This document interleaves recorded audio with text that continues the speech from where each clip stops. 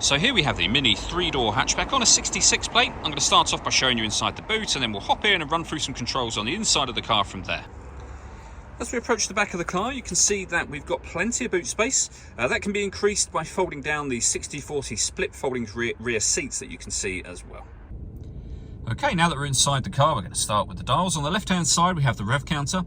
We have the speedometer in the middle and the fuel gauge over on the right-hand side.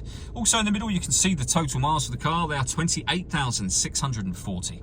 You can change information displayed above that by pressing a button on the end of the indicator stalk for various bits of trip computer and fuel economy information, including the digital readout for the speedometer that you see being displayed now.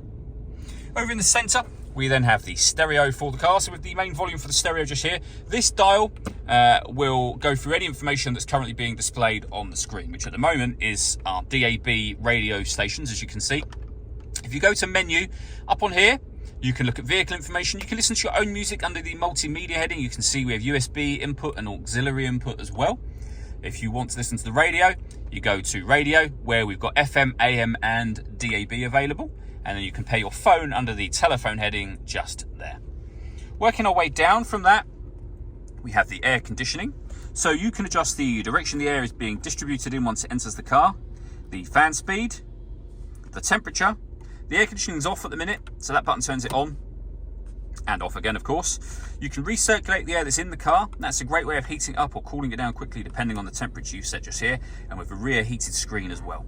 Beneath that, we've got the button to turn off the traction control. We can start and stop the engine from here.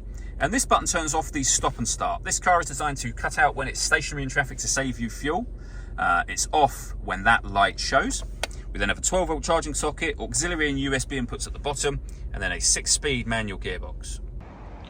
All that leaves me to say is thank you for taking the time to watch this video. If you'd like to come and see the car in person and have a test drive, please feel free to call either of our MJA sites. We'd love to hear from you soon.